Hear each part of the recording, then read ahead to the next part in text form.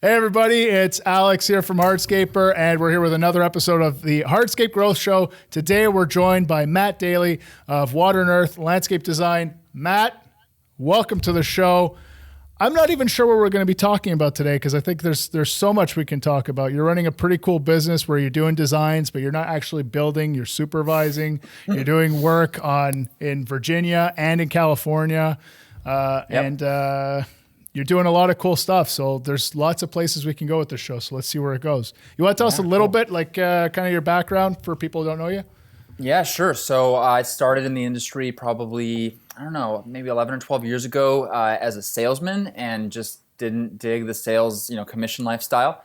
And, being a commissioned salesman, I was building all of these little pieces of these much larger projects, and I realized that I could be a designer instead of a salesman. And rather than manipulating client conversations into my favor, I could be the guy that was asking the salesman those questions and protecting the client's interests. And I just always really liked the idea of being on the client's team, and then it was me and the client versus everybody else. Oh, well, that sounds like a great sales pitch to any potential customers who might be listening, for sure. It usually works.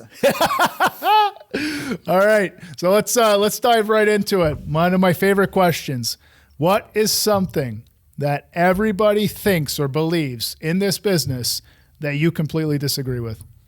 Yeah, so I think when talking about this stuff and thinking about these questions, there's a lot in the larger contracting world that I can't really touch because there's so many folks out there that are part of this community that know so much more about the owning a multifaceted company like that. But in the design realm, one thing that I always see is a lot of the folks that are coming up and the folks that have been around for a while are super concerned about 3D design. 3D. You never hear, on Instagram, everyone wants to know what program you're using, and all the clients want 3D, but 3D is cool, but I just think that starting with 3D in a design, the first thing a client ever sees about your idea and what you want to do with their space is using 3D. I think that is suicide. I think that it's most important for clients to see their space in 2D first, because let's be honest, clients, maybe the folks that find you on Instagram, that's one thing, but most clients have no idea what they're about to see. It could be on a cocktail napkin, it could be on a piece of plan paper. So I think that showing the client the infrastructure and the narrative of how they're going to travel through their space and how they're going to use it is much easier when they're looking at a 2D image than a 3D where you're whipping all around and going all in and out. I also think that for clients, clients get concerned about little details, and there's a lot more little details that can be identified during the 3D process. And clients really shouldn't be worried about small details when they see the first thing. They should be thinking about, how big the pool is, how big the kitchen is, how big the paver patio is. And start small and work on it. So one of my biggest pitches with my clients and the design process is 2D always. We spend a week in 2D before they see anything that's 3D. No kidding, eh? The one of the actually on the Level Up show on the website, we had Cesar Vargas, and he was saying he always goes in with 3 designs. And the reason he goes in with 3 designs is so that the customer A feels like they're getting good value for their investment. And B is because it's a lot easier to control the design process and navigate through that with the customer than to just come in with one. Because what happens a lot of times is customers will kind of, start picking apart this, that, and the other thing. And before you know it, you're doing 15 iterations of the same design. Yeah. What's your thoughts on that?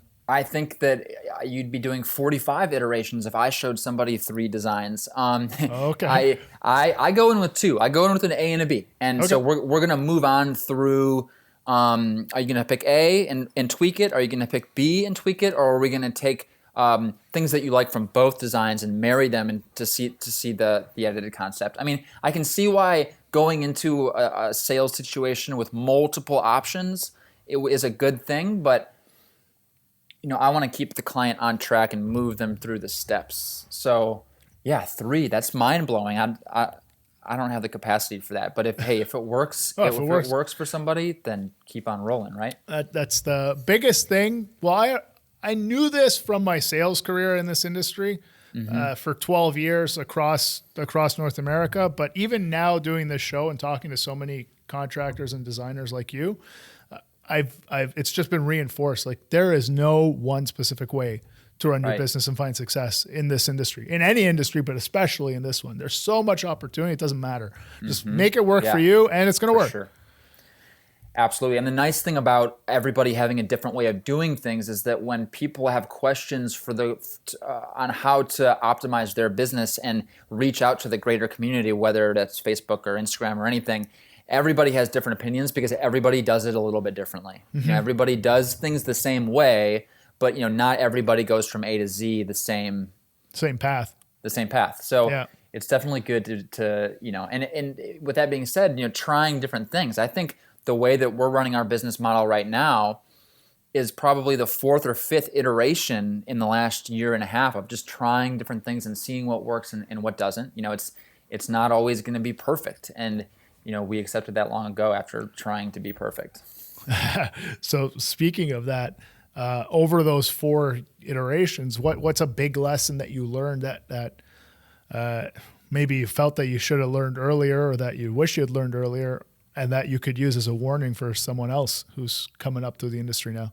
I mean, you can't please everybody. It's this, whether you're in sales or you're a contractor or you're a designer, you're spending a lot of time with your clients. And let's face it, like humans don't always get along. We as beings, we just don't always jive with another being. So it's not something that they're doing or something that you're doing. There's just people don't always get along. And because we're doing such a high volume, we're talking to a high volume. We're doing between 4 and 6 projects a month in 2 locations.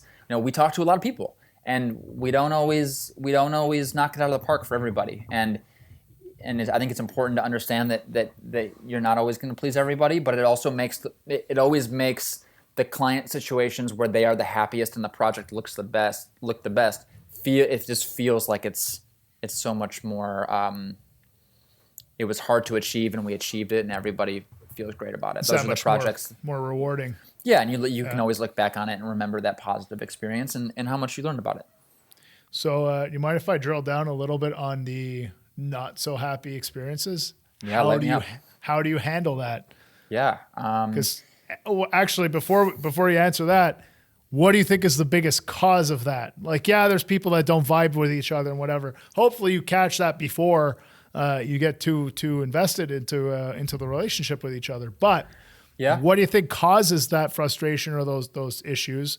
And then how do you handle them? I mean, how to handle it, there's no perfect way, right? If there was, it probably would happen a lot less. But true.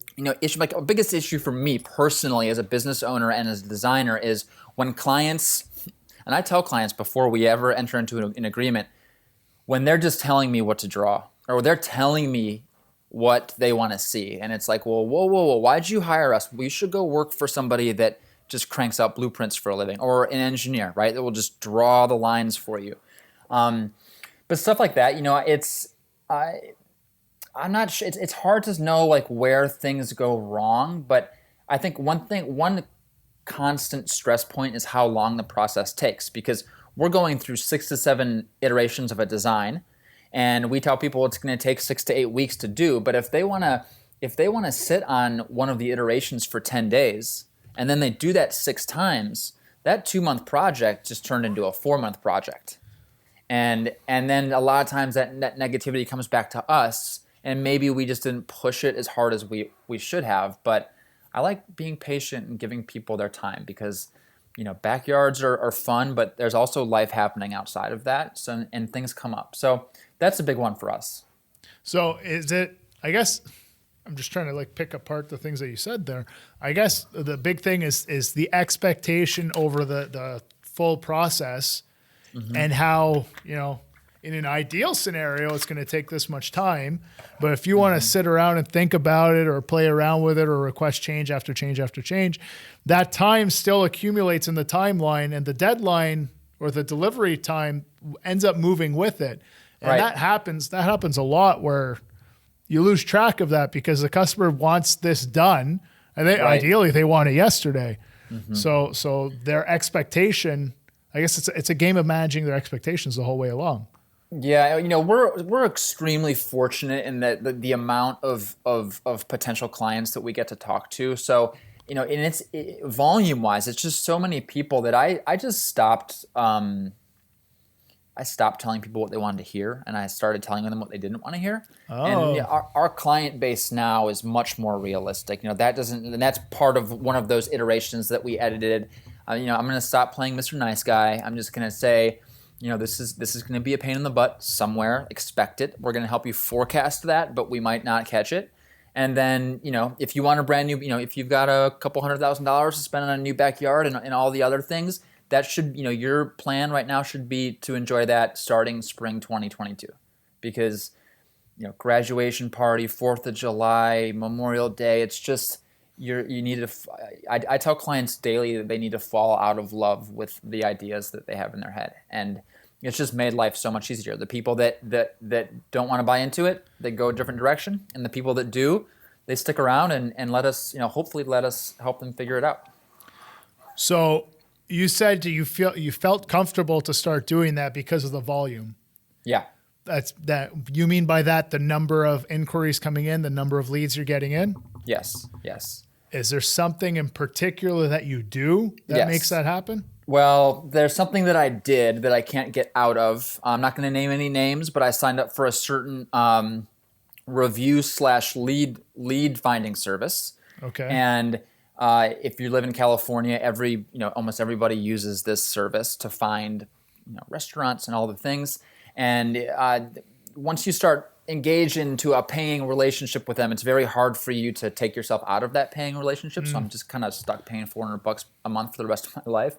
And the phone just rings and rings and rings from that specific source. And people love it. People love using it. One of the things about owning a business in Silicon Valley is that all of the things that we use to find leads, whether it's websites or computers or phones, all of that stuff is thought of in Silicon Valley. So everybody in Silicon Valley supports the products that they create. And so it's this really bizarre thing. So it's coming from every direction. I mean, you name it, it comes. And I used to value the worth of my company's value on the amount of leads that I got. And I was like, well, we're doing great. The phone doesn't stop ringing. But as things have heated up and the volume has been turned up on everybody this last year, it's turned into sort of a negative thing. I'm spending more time on the phone talking to people, the majority I probably will never talk to again, rather than running the business. And it's just turned this mess. It becomes a big distraction. It's a huge distraction, and it's disrespectful to the existing projects and to the clients that are paying us to help them, figure out that whole thing. Yeah, and in the world of a sales cycle or that initiation of a sales cycle, the pre-qualification stage is very much about respect.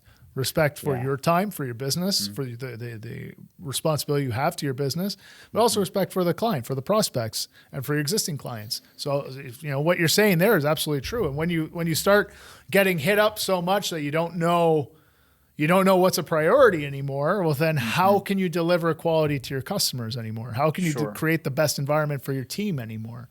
And that's a great question. It's a great point. I'm able to tell on the phone now if it's not going to work out with a client. Maybe the budget's realistic, but this timeline isn't, or maybe the timeline is and the budget isn't. And rather than just like, sorry, now I'm always sending people to other places. There's a large community of contractors and designers both in the Bay Area and in Central Virginia that need support that maybe aren't as savvy on the internet. And but they still do great work, and they do great work. They just they run by word of mouth, and that's just because everybody is busy doesn't mean that they're busy. So I'm able to get people going in the right direction. I think it's really important. I think, but it's very important for me that if somebody puts in the energy to get me on the horn, then I'm gonna repay that and get them going the right way. Yeah, well, I think that becomes part of the brand too. If everyone who interacts with you, whether they do business with you or not, has something positive to say about you, you're probably doing something right. Yeah, no, I mean that's good to hear, and I hope so. I will say that with clients coming in and then me getting them to where they need to go, I'm not a hot shot, I'm not the president or anything, but I don't just pick up the phone and talk to people when they call me. They have to go through a process, and if they complete that process on the back end, then I'm ready and willing to chat with them if they've gone through my I hate to call it a funnel, but that's what it is. No, but that's what it is. Look, it's about being respectful of their time and your time. If they're not a fit from the beginning, why are we talking right now? Exactly. We're wasting each other's time. Ultimately, that's what it is. So let's talk about that a little bit, because I was checking out your website this week, and I went through the funnel. And I found it well done, because you have a form. And right at the start of the form, actually, so you got, the regular stuff on the website, portfolio, beautiful work, blah, blah, blah, blah. Thanks. But then I don't mean to gloss over the beautiful work. It's fine. I prefer you do. But when we get to the contact us part, basically you're telling people, like, look, there's a form that you got to fill out. It takes about, I think you say on there, like 7 or 8 minutes to fill it out. Yeah. And there's a bunch of questions, and you have to think before you answer. Like I breeze through it, because I know this, and I also know my backyard. I know exactly what I want to do, but I was like, okay, I'm going to pretend to be a customer going through. It took me 5 minutes, but it was a serious thing. It wasn't just like, here's my email, here's my phone number, call me back, and we'll shoot the breeze on the phone and see if this works. How long have you had that in place? So that was my website guy's idea. I had never heard of it. I will mention that company because they're amazing. And if anybody needs some back-end help with their website, Typeform is it's awesome. It's very intuitive software where you can go in and you can create. It's kind of like, remember those books like Choose Your Own Ending kind of thing? And you would like go to page 186 or go to page 23.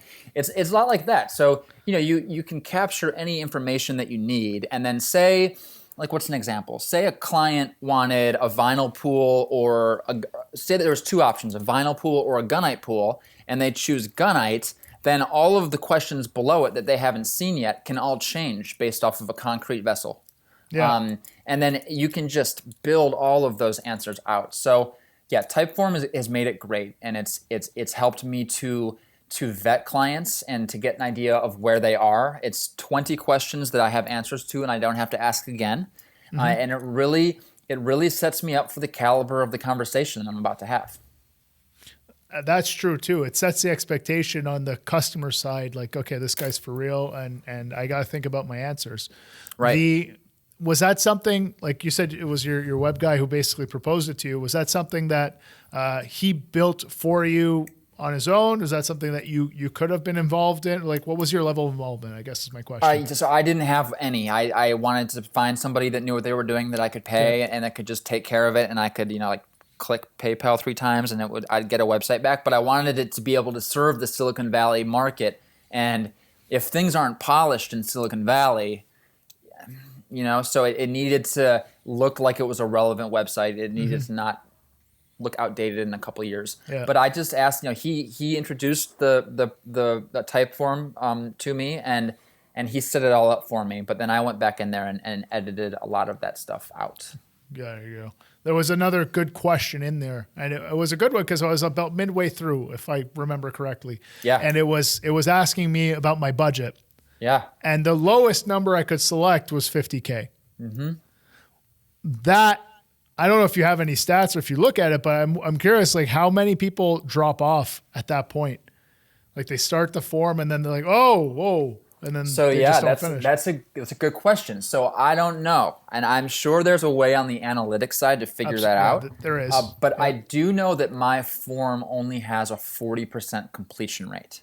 Okay, so that means that 60% of the people that visit it and start it don't finish it. There's a hint there, but you know what? That means that 60%.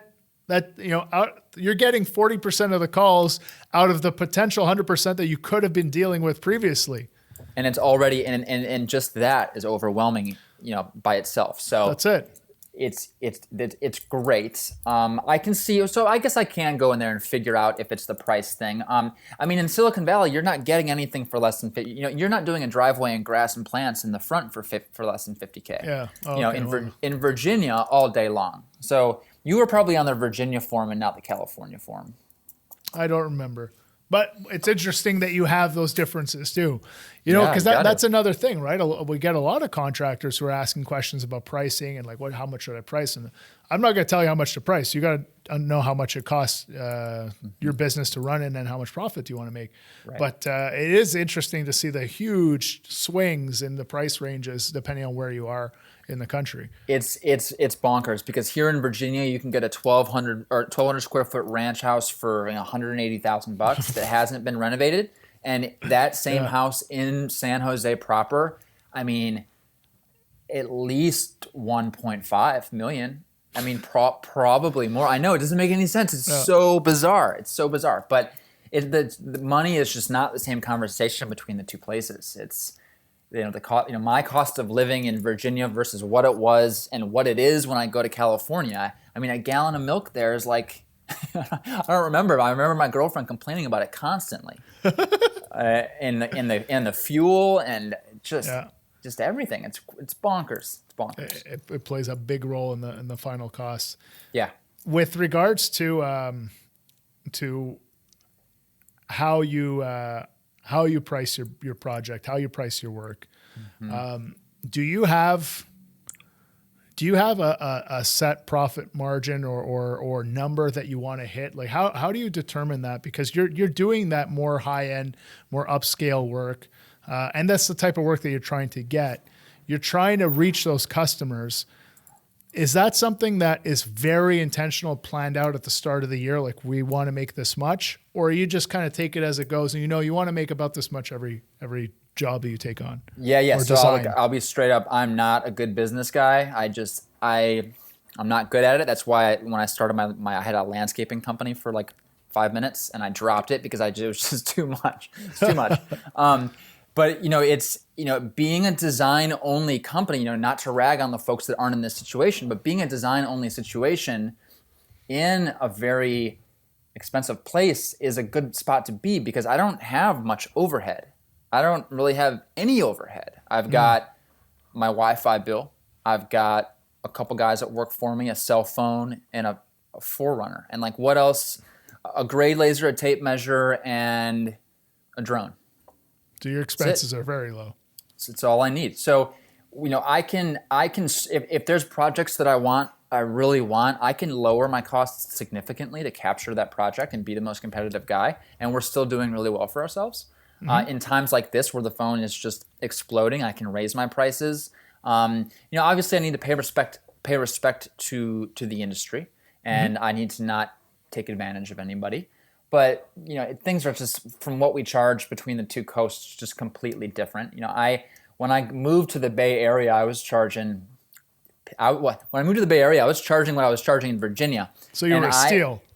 I was a steal, but I was such a steal that one of the landscape architects got very upset with me and called me, and I got a very harsh wake-up call. It wasn't only that I wasn't, he said it doesn't matter how many projects you get based off of what you're charging, but you need to consider that you're disrespecting the local industry and you don't know anything about it, so you should let someone teach you about it so that you can raise your prices to make more money and to basically not screw up the whole ecosystem, right? And 4 years later, he was absolutely right. It was, I wasn't being nice to my competition. But you were unaware. I was unaware. I had no idea what I was doing. That's an honest answer. It was just, I didn't know what I was getting myself into. I didn't understand the power of the place that I was. I just thought I was like in a Virginia where it was sunny and 60 every day. Yeah. But we got it figured out. Cool. Yeah. Do you have any situations where where payment options become part of the conversation? Payment options as far as like what the client should expect to be their output to be able to get construction?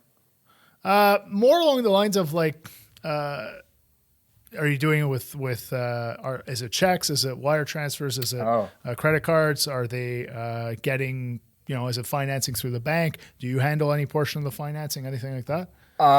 So we don't finance, because our costs are relatively low in comparison to the larger project.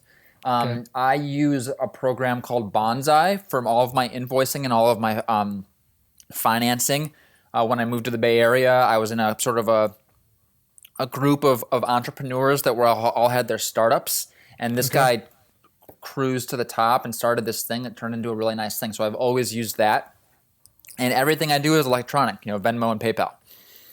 So Venmo and PayPal, is that like, when did you decide to do that? And was that kind of a game changer for you? So you don't take cash, you don't take checks, you don't take credit cards. It's just those two methods of payment now? Yeah, just those two methods. I mean, that's what everyone's using. It's what I pay my buddies when we go out for a beer and they pay, or my girlfriend and I need to move money around. You send an invoice, they owe it in 7 days, and yeah, they can click it whenever they want. Like, hey, do you want to come pick up a check? It's 2021. I mean, come on. I don't know.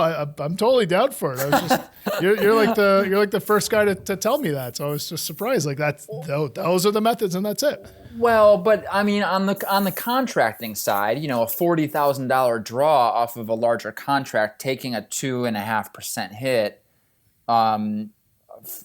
because you did Venmo or you did PayPal. I mean, that would make more sense that you would go over, shoot the breeze with the client, get a check, and keep on trucking. So let's clarify a detail then. So when you're doing the designs, Yep. you're selling the design work.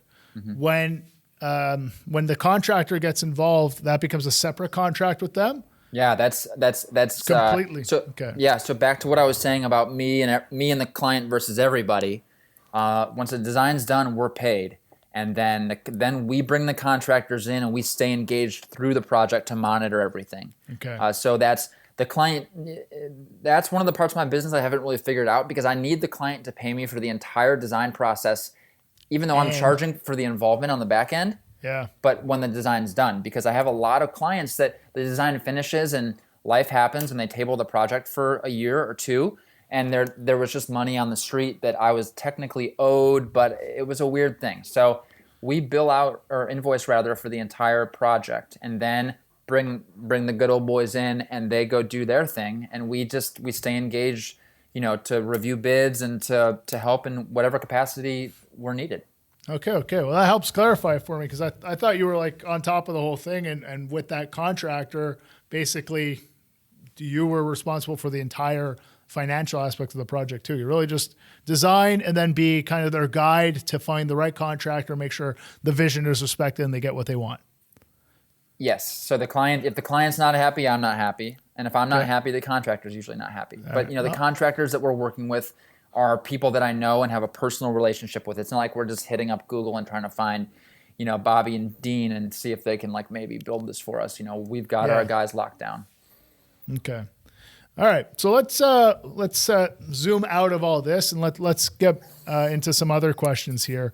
Okay. In terms of like what you're seeing in the industry and what people are trying to do, we were talking about just before we started recording this show, we were talking about Instagram, and you were saying how Instagram is great for visibility and stuff, but it's not everything to your business. Do you want to elaborate a little bit on what you were saying there? Yeah, kind of like what I was saying before about 3D. Everyone, it seems like most people I come across focus on 3D rather than thinking, like watering it down and starting from the beginning. Yeah. Instagram, TikTok, all of these things are great. Being in a place where you can hire a content guy to follow you around all day, that's great. I'll probably do it someday. It's sweet. But, Google, and because I lived where I lived and run the business, where I do, Google is very important to me. And Facebook could fold tomorrow. They're not going to, but they could. All that could go away, but Google wouldn't go away. Google is part of our culture. And, so many people are posting all these beautiful pictures and all this beautiful video of these projects that they've done and the projects that they're working on. But, I think people kind of forget about the internet, because at the end of the day, that's where everybody's kind of finding us. If they didn't come from Instagram or social media, they came from Google or the internet, right? Mm-hmm. And so something that I've gotten very into in the last couple of months is blogging. And I know people are probably rolling their eyes like, blogging, who has time for that? But just the last project that we did, here's 4 paragraphs on it. The same kind of thing that you would do on Instagram, but post it on the back end of your website. And people are going to see it. Google's going to see it and put you up higher. And, we went from the 4th page to the 1st page in 6 weeks because I mean, mind you, I have a content writer that I have that works for me, and she's only writing for me, but I'm sending her all the information. She's making it sound, fancy and polished, and then we're posting it on the internet. And so I've just kind of started getting into that whole scene. But it's amazing how fast things came together. It's super important what you just said, because there are. I'm going to go off on a couple little tangents here, but I think they're super important for our audience. The first one is if you look at what Twitter was when Twitter started to what Twitter is today. Twitter now launching a subscription plan so that you can get priority access to your popular people that you follow and get their content first and exclusively and whatever. What happens to the people who built a following on Twitter means that all of a sudden their follower base now has a choice to make about how they can consume my content now. So what that means is if my sole stream of revenue or awareness or whatever for my company or for my product or for me was through Twitter, all of a sudden there is now a limit that has been imposed by someone who is not me. That's a good point. So you're renting space on that platform, and you may not be paying anything, but really you're renting space because you don't own it. So if the owners decide to change the way they play the game, you could be falling victim to that. So Facebook is something that has been changing, but is very much about supporting the businesses because that's where the money comes in for it. Instagram too. But can that change? Yes, that can change.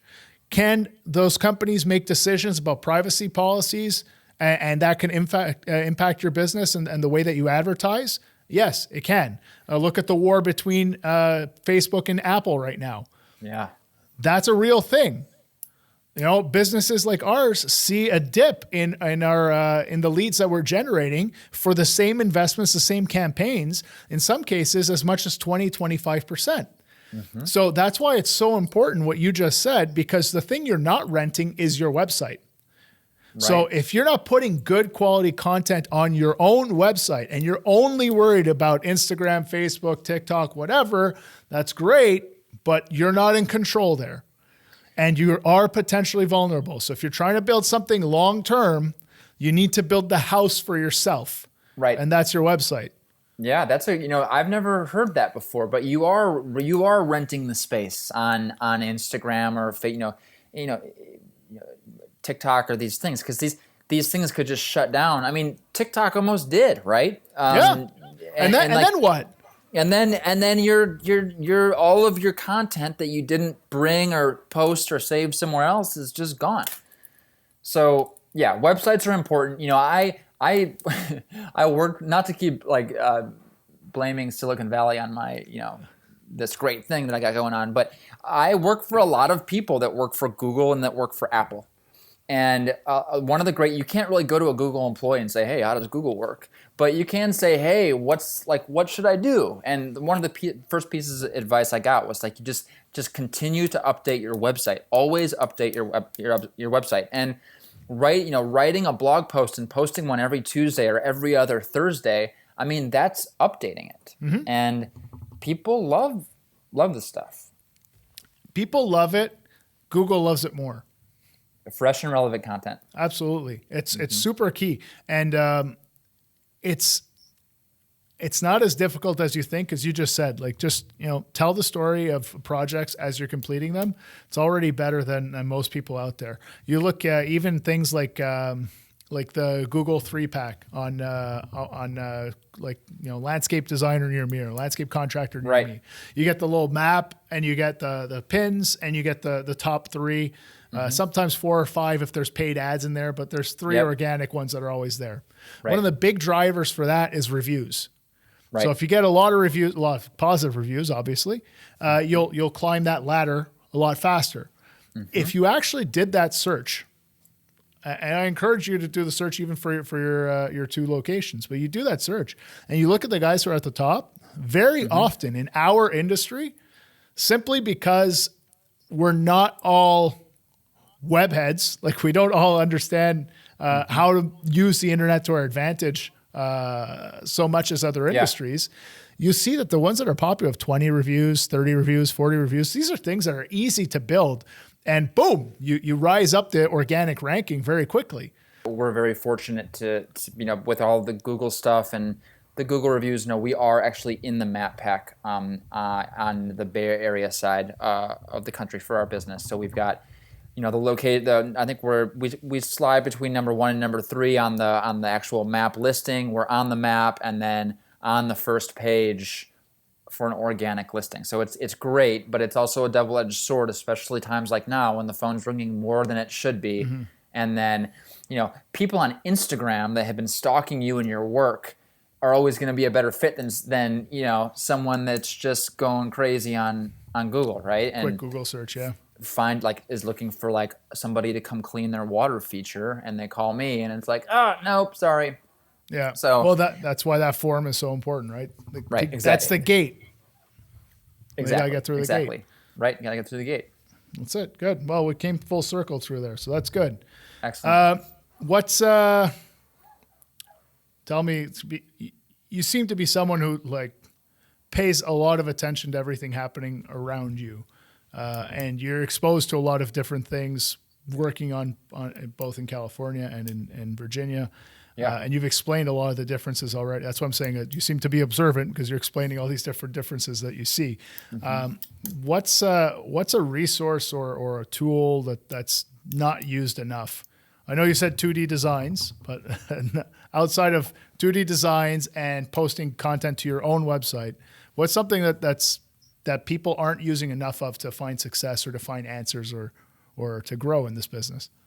Oh man, there's so many things I could talk about. Okay, well, go. That's what the show's about. Sure. Right on. So on the design side with our design process, while we're not hopping into 3D immediately, one thing we're starting to accompany the 2D drawings with is a mood board. So here's all the swatches of all the things. Here's the Techo block paver. Here's what it looks like. Here's what the composite boards look like. This isn't what we're designing for your yard, but it's where we'd like to take it. Then the client latches onto that idea, and that mood board kind of dictates the temperature of the rest of the conversation. So, it's going through paver options and all the other options. I've found that mood board in the beginning really helps to kind of push it the way that we want it, and narrows the focus. Right, and just winging it, and then going through all the websites is kind of more of sort of a Russian roulette situation where it might look great or it might not. But the wrong paver or the wrong anything can really hurt a project, in my eyes. Another thing, people always forget about LinkedIn. Most of the people I interact with aren't hanging out on LinkedIn, but my dad and all his friends are, and that's who I'm working for, regularly is people that are 50 to 65. Here in Virginia, that's our major client base. So when I post on Instagram, I also try to get that up on LinkedIn. LinkedIn, okay. If you pay for the premium of LinkedIn, I think it's a dumb number. It's like $65 a month or something. It's not that but much. Yeah. You can see all of the analytics behind who's looking at it, where they work, how old they are. So LinkedIn's really great. I just started using that. Sean at Premier Outdoor, actually, I started following him, and I was watching him post all this stuff, and I was like, what's this guy doing on LinkedIn? And now I know it's great for networking and for everything. So you've done it in just a brief amount of time, but you've seen the lift already in terms of the type of clientele that you're attracting. Mm-hmm. Yeah, because people don't really hang out on LinkedIn every day like they do on Instagram or something. So if you can convert LinkedIn connections or strangers into Instagram followers, right? They're already sitting on their phone because so that's the trick. Is you're grabbing the right type of people and you're bringing them to the platform where you look the best. Right. Yeah. Smart. So like the conversion from LinkedIn to Instagram works really well. The conversion from Facebook to Instagram doesn't work well for whatever reason. People that are hang out on Facebook probably don't hang out on Instagram that much. It's a different demographic, and especially for the type of work that you're trying to get. LinkedIn, they're all professionals on LinkedIn or trying to be professionals. They're typically more ambitious. They're trying to connect with other people. They're trying to move up in society. That's why they're there. So that's usually more of a fit if you're more on a high end of the work or the services or the products that you offer. Yeah. That's smart. And What then else you got? I think Zoom, Zoom, we all know what Zoom is now, right? Yeah, absolutely. And I always used Google Hangouts instead of using Zoom conferencing. And I'm working right now with one of my first Zoom employees. So I had to like really get my Zoom game going. And so now we've completely transferred over to Zoom. So it's that if you're not using that or you don't know how, it's a good thing to get learning before everybody's on it. I mean, everybody already is on it, right? But Everybody's on it, but not everybody is using it to have remote team members like you just said you are. Can we drill into that a little bit? yeah. That is a very interesting opportunity because if you think about whether you're on the design side or the build side or the design build side, you need the people in the field, but all the other people, the admin people, they could be anywhere really. It's amazing. It really is. I've got people that I've worked with and spoken to every day for the last 3 years, and I've never shaken their hand. We've never, we have no. I mean, it's amazing. I mean, even this is before COVID, before any of that, or any of this. But we've never gone and gotten a beer together. I know what his face looks like, and I kind of it's just weird. It's this weird, really weird dynamic. And then support, content writing and website building and all that. We've all been stuck in our homes for the majority of last year. It's just easier to be able to talk in this sort of format. So yeah, a lot of the stuff that we do is a big team of people that's comprised of smaller teams, and those people are spread out around the country. I used to use people all over the world, and I made the decision to bring that kind of back home about a year ago, just because of the situation with the pandemic. I wanted to support people that were local people. Yeah. There's practical reasons too, like time zones, for example, that if you start going too far out, then you have to adjust your own work schedule to be able to collaborate too. Yeah, so time zones is an interesting point because the majority of our output is happening in the Bay Area, but I'm living 3 hours ahead. So I take meetings at 10 o'clock at night. And mind you, I don't get out of bed until 9 because it's 6 in California, right? Yeah. So you're ahead of the game all the time. Right. But that's a hard transition to do, from end of the day Friday into the weekend and then end of the day Sunday into Monday. Okay. But I've got it pretty well dialed in. My girlfriend's not super pumped about it because she works on an East Coast schedule, even though she also works for a California-based company. So, it's challenging, but we're getting by. I really think that's a really interesting part of the business that is maybe developing kind of under our noses and without really realizing it. But that's such a huge opportunity. You're able to do it because you're on the design side, but on the build side, I feel like it's always like someone local, and they come into an office, or they've been working from home, but there's someone local still. All these businesses growing, the whole industry is growing. Yeah, we need good people who know how to run the administrative side of a business to keep it growing at the rate that it could. Mm-hmm. You know what? That's probably not a bad idea, man. Yeah, but something I want to be careful that I distinguish myself away from is that there's a lot of online-only design companies out there now. Not a lot, but there's 5 or 6 that are popular. And we aren't that. Even though we are, as a team, working remotely, all of the places that we serve, we could be at any one of our project sites tomorrow morning at 8 a.m. So it's that's important. Yeah. And that's we obviously would charge more than those online companies do, and we are much more thoroughly involved. But I kind of feel a little jaded sometimes by those online guys. They're like what Netflix did to Blockbuster. And well, but you know what I mean, right? I know what you mean, but at the same time, like I feel like there's a lot of value being able to be physically there, like to be in that space. You're designing the space. There's a feel to it, which may sound very like hippy dippy here, but like that you're trying to create a vibe, an emotional experience, not just a physical, space. So you kind of need to be able to get onto site. No, yeah, absolutely. And it's actually been like I feel anyway. I want to be there, but I also being 3 hours ahead and 2,700 miles away. Like if I was there, I'd be all day, every day. I'd be driving from site to site. We probably have 15 projects that are under construction in some form of construction. And now I can't do that. Now, all I have is this machine that I'm talking to you through. And that's my means of communication now. So I'm able to take that time that I would usually spend driving on the road from project to project, working on the new projects and being on the phone and making sure things are happening the right way. And if they're not happening the right way, getting somebody there from our team to handle it if they're not already part of that conversation. Okay. It's very interesting.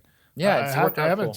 Yeah, I've never met anyone that's running the business the way that you're doing it. So I'm asking a lot of questions, but I'm learning at the same time. And I think there's a lot of opportunity. There's a lot of people, I'm sure, just like you, that they're really passionate about the design side. The build side, maybe a little bit less, and this might be a good avenue for them.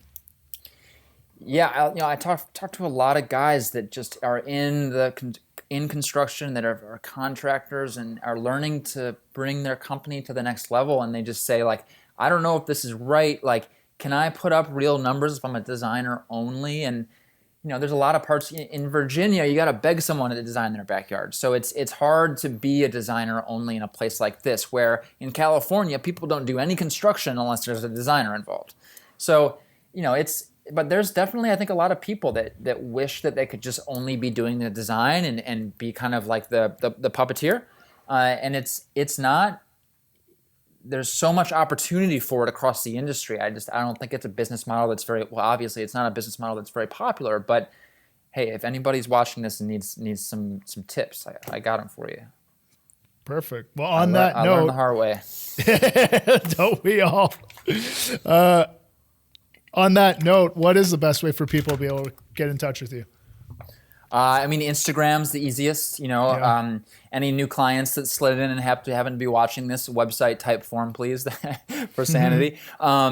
Instagram is really the best. I'm super active on Instagram. A healthy percentage of my clients now come from Instagram, so I'm always talking to people on there. Okay, and that's WE for Water and Earth, WE_landscape design. Yeah, that's right. That's right. Changed it a few times, so that's where we've landed for the currently. And the we stands for Water and Earth. It's not like we landscape design, but it just worked out. It works out, yeah. All right. Any final pieces of wisdom you wish to impart upon the masses here, Matt? Yeah, I mean, no. The wisdom that I wish to spread to everybody is it's a lot less wisdom and a lot more like curiosity and this like yearning for more. Like everyone that's putting out work and trying hard and doing great work, and everyone that's trying hard and hasn't gotten there yet. Like I learn so much every day from people like that, and just I like to ask questions about people's story and how they got where they are and what led them there and where they want to go, and that's how we all learn from each other, and we're kind of on this trajectory together. So yeah, I just keep doing it, keep doing the damn thing. That's what keeps us all moving. That's it. Just stick to it, and honestly, the whole industry is just on fire right now, and we're just barely seeing the tip of the iceberg. We've said this on a bunch of episodes now, but it's worth repeating. Everybody who's just getting into the game or anybody who's in the game right now saying like, wow, this is pretty good. I'm telling you, I live in a market where if you don't have pavers in your driveway, you're a nobody. And a lot of the world, especially in North America, is not like that yet. It's coming. people are looking at their homes and they're like, I can do better, I can do better, I can do better. And that's what we do for them.